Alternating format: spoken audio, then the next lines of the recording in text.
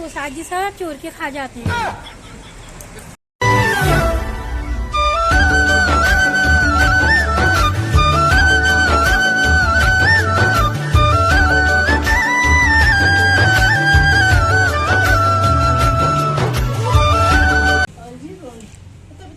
Sunday special अचार मैं आप लोगों को बताऊंगी आंवले का अचार बनाना।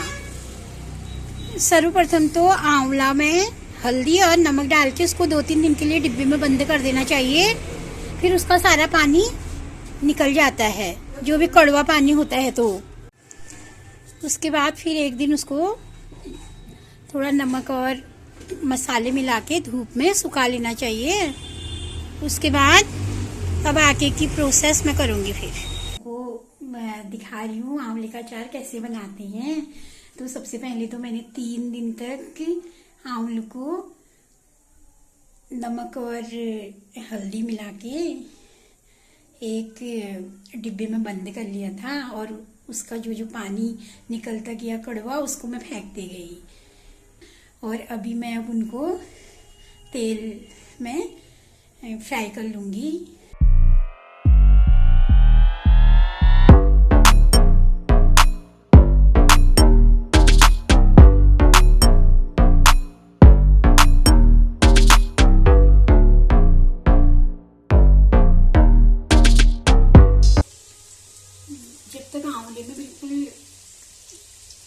आंवला बिल्कुल थोड़ा सा गल जैसा नहीं जाए, तो एक भीनी भीनी खुशबू नहीं आ जाए, तब तक हम नहीं मानेंगे कि अचार के लिए तैयार हो गया है करके। अब मैं देखती हूँ इसको। जैसे अगर आंवला ना हमारा हल्का पलपला जैसा हो गया, तो तभी अचार के लिए तैयार हो गया। तो अभी तो ये कटोरी है, तो थोड़ा और पकाती हूँ मैं इसको।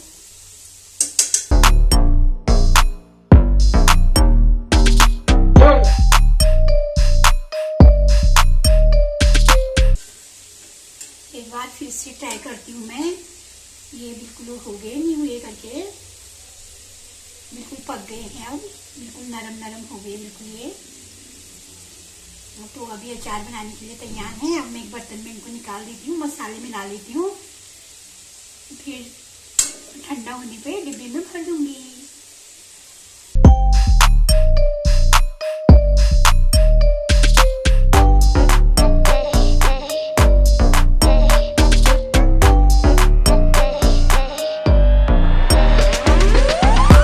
हमारे 2 किलो के लिए, और ये लगभग हमारे आंवला है 1 किलो, तो मैं आधा पैकेट इसमें डालूंगी।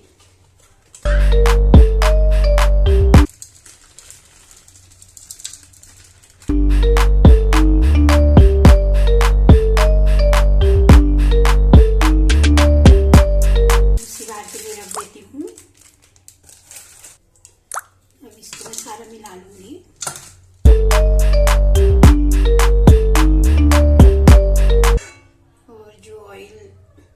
इसको पकाने के बाद बचा है उसको भी इसमें डाल लेंगे।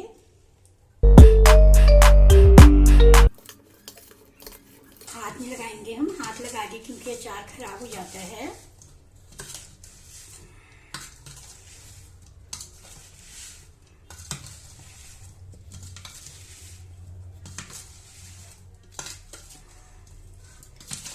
एक दाने में बिल्कुल मसाले और तेल लगा होना चाहिए।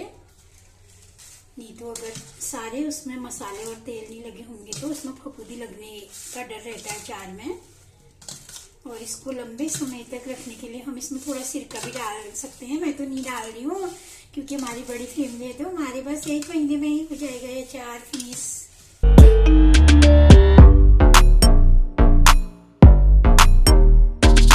तो साथियों, मेरा चटपटेदार आंवला का अचार हो गया है रेडी। अब हम इसको डिब्बे में बंद करके रख सकते हैं। और अगर आप लोग ज्यादा ऑयल लेते हैं तो और ऑयल डाल सकते हैं, क्योंकि हम तो कम ऑयल लेते हैं, तो हम इतना ही काफी है। और अभी से हम इसको रोटी चावल किसी के साथ भी ले सकते हैं, है ना, चटपट तरीका बनाने का। अब मैं इसको डिब्बे में बंद करके रख दूंगी। तो अगर आप लोगों को मेरी ये रेसिपी पसंद आई तो प्लीज लाइक कीजिए, शेयर कीजिए और प्यारे प्यारे कमेंट कीजिए। और आप भी अपने घर में आंवले का अचार बनाइए। ये बच्चे बुजुर्ग सब के लिए बहुत ही लाभदायक होता है। खाने के स्वादिष्ट के अनुसार ही स्वास्थ्यवर्धक भी होता है।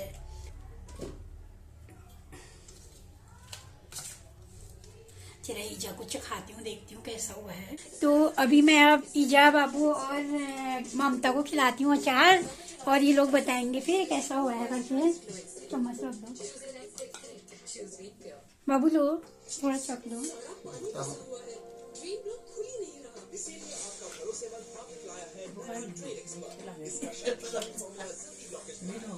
कैसा हुआ है? अच्छा हुआ, ठीक हुआ है, बहुत अच्छा। आप कह रहे थे ना उबालना पड़ता है, मैंने इसको तेल में पकाया। अच्छा, तेल में पका दिया। हाँ, तेल में इसको जब तक कि वो हो नहीं जाता तब तक। आज मैंने कहा दूसरी विधि से बनाती हूँ ना, पहले से हम उबाल के बनाते थे।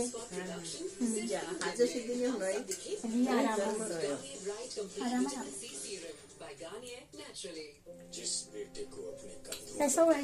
बहुत बढ़िया। ईजा को भी अच्छा लगा, बाबू को भी अच्छा लगा, ममता को भी खिला दो। ममता खाओ तो।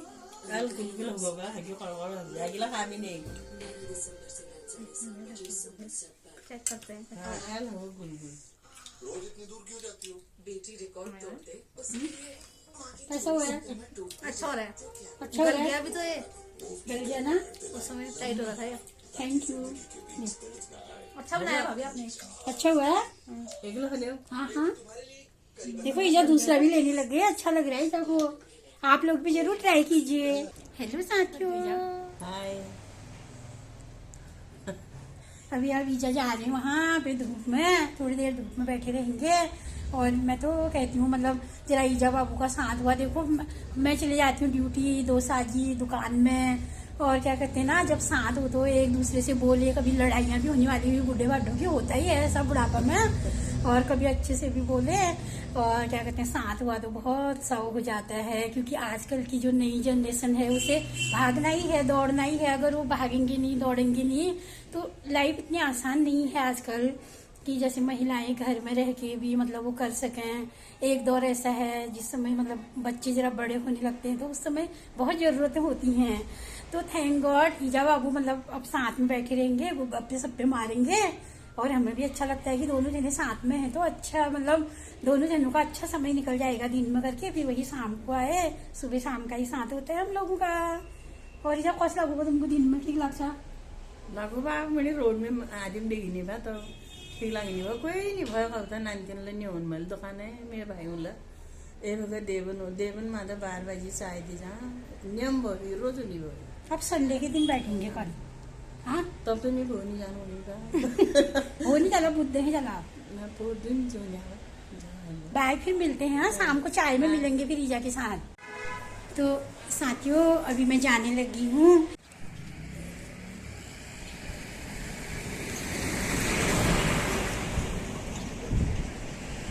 वो ऊपर बनाया है अंग्यारी ने अपना घर। वो मधुमक्खी से थोड़ी बड़ी होती है, लेकिन बहुत ही जहरीली होती है। अगर 3 काट दें तो इंसान बेहोशी में चले जाता है। कितना प्यारा घर बनाया है उसने अपना।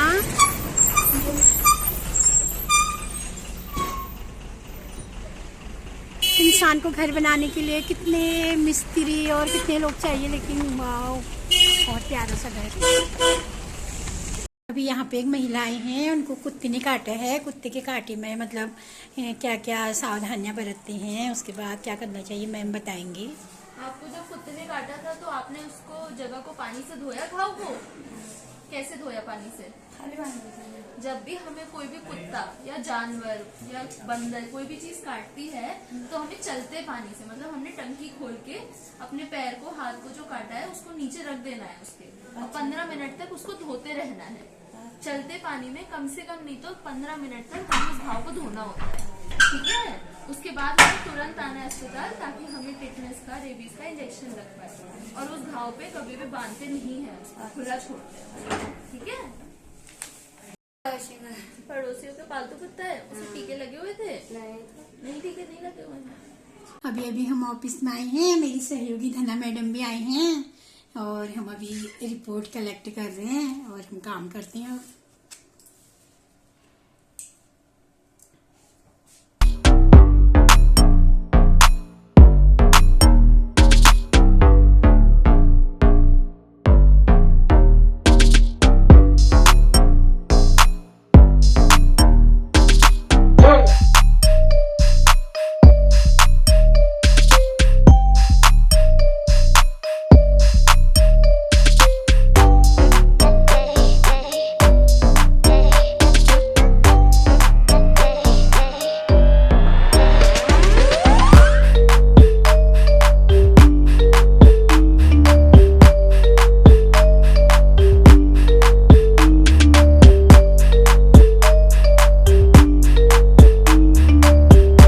A few moments later. तो साथियों, अभी मैं ऑफिस में बैठी हूँ। आज मेरी जो फ्रेंड है सेकंड सैटरडे की वजह से वो भी ऑफिस नहीं आई हैं, तो बाकी लोग तो चले गए। अभी मेरा काम और है तो मैं काम कर रही थी। तो ऐसे ही मतलब इतना ठंडा हो रहा है यहाँ पे, क्योंकि यहीं पे झील है बिल्कुल खिड़की के बगल पे। आप ये मानो कि यहाँ से लगभग 20 मीटर दूर ही हमारी बैराज झील है। तो सारी ठंडी हवा यहाँ आती है मेरे रूम में, तो बहुत ज्यादा ठंडा हो रहा है। दोस्तों वगैरह तो कोई है नहीं यहाँ, तो अब खुद से बातें करने से अच्छा है थोड़ी देर आपसे बातें कर लेती हूँ इस ठंड में। तो मुझे ना, जब मैं इंटर में पढ़ती थी, एक पूस की रात वाली कहानी याद आ गई। मैं आप लोगों को, मेरी हो सकता है बहुत से साथियों ने पूस की रात प्रेमचंद्र द्वारा लिखी कहानी नहीं सुनी होगी। बहुत ही अच्छी कहानी है, पूस की रात है इस कहानी का नाम। तो शायद हल्कू को भी मेरी तरह ठंडा लगा होगा जितना ठंडा मुझे हो रहा है। मन तो कर रहा है मैं घर को भाग जाऊं, लेकिन अभी रिपोर्टिंग और है, तो मैंने सोचा कि 2 मिनट में आप लोगों के साथ बैठूं और थोड़ा बहुत गप्पे सप्पे मार लूं। तो वो प्रेमचंद्र जी द्वारा लिखित पूस की रात। एक हल्कू होता है, बहुत गरीब होता है। वो दिन में साहूकार के वहां काम करता है और रात को उसके जो खेत होते हैं, 2-3 खेत होते हैं, तो उसी खेत में एक खटिया लगा के खेत की वो रखवाली करता है। हल्कू बहुत गरीब होता है, बड़ी मुश्किल से उसने 3 रुपए जो होते हैं पूस की रात के लिए मैं कंबल लेने के लिए खरीद रखे होते हैं। तो अब साहूकार से वो, क्योंकि खाने पीने को 2-3 खेतों से होता नहीं है, तो वो उधार लेते रहता है, साहूकार के पैसे चुकाने होते हैं। तो उस दिन अब उसको ये लग रहा है मैं कंबल जो खरीदूं साहूकार के पैसे जो दूं, क्योंकि जो साहूकार था ना, वो साहूकार बिल्कुल मतलब सहना साहूकार था उसका नाम। उतनी तो याद नहीं है, जितनी भी है मैं बता रही हूँ। तो वो बिल्कुल भी नहीं सुनता था, हल्कू के दर्द को भी नहीं समझता था। तो उसने कहा तुम मेरे पैसे दो। वो 3 रुपये लेके चल दिया। अपनी पत्नी मुन्नी थी उसकी पत्नी का नाम, उससे मांग के वो साहूकार को देने के लिए चले गया। लेकिन वो रास्ते ही भर रोते रहा, ये पैसे मैं साहूकार को दूंगा तो रात को मैं अपने खेतों की रखवाली बिना कंबल के कैसे करूंगा। लेकिन उसने साहूकार को देना उचित समझा, क्योंकि नहीं तो उसके घर आके उसको गाली दे देता था। पैसे दे के आया तो रात को फिर खेत में चले गया खेत की रखवाली के लिए। वहीं पे उसने खाट लगाई और वहीं पे सो गया। तो उसका एक कुत्ता था झबरा, वो इतना प्यार करता था उसको, हरकू को, कि उसे छोड़ता नहीं था। ठंड की रात में कुत्ता भी उसके साथ ही आ गया। तो अब न झबरा को नींद आए और ना ही हल्कू को नींद आए।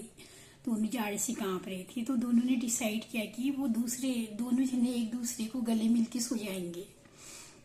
और कुत्ता था वो, इतनी बदबू आ रही थी उसमें से।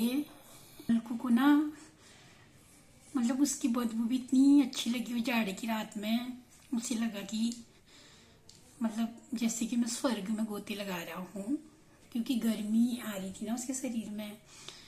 और उसके कुत्ते को भी लगा कि अगर कहीं स्वर्ग है तो यही मेरी मालिक की इस खटिया में। तो दोनों जने सोए, नींद नहीं आई, क्या करते। फिर ऐसी हल्कू ने कहा वहाँ पे जरा खेतों में आम के पत्ते सूखे हैं और उनको थोड़ा सा उसने एक जगह इकट्ठा किया और आग लगाई। आग सेकी तो थोड़ी गर्माहट आ गई उसके शरीर में।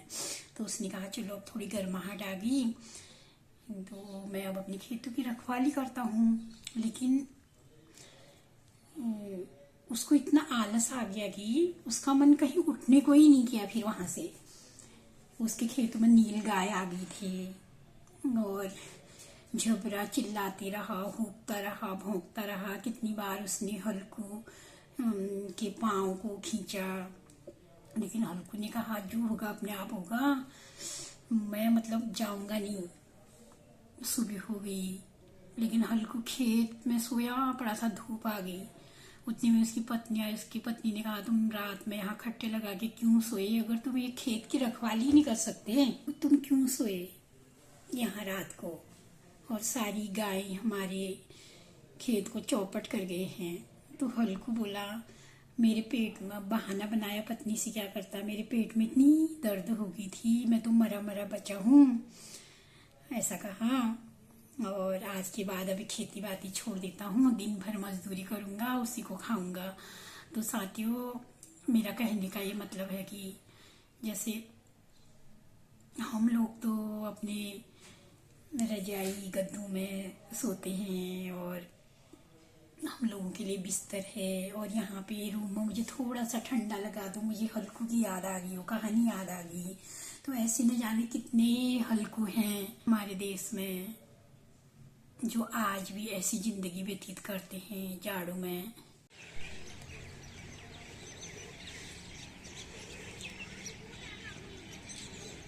प्यारा सा बैराज झील हमारा, बस सनसेट होने ही वाला है। जा रही हूँ मैं भी ड्यूटी से, मैंने सोचा आपको प्यारा सा व्यू दिखाती चलूँ।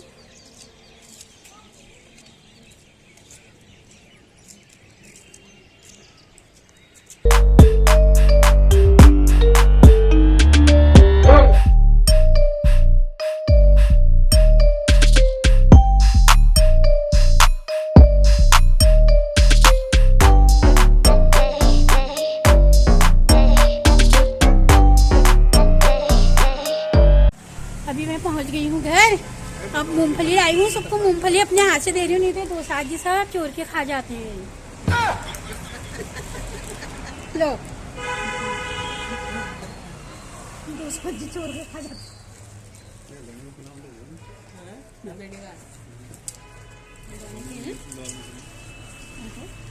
वहाँ पे हमारे वहाँ पे ना बुबू करते हैं, ये बुबू किलो पने आई नहीं ले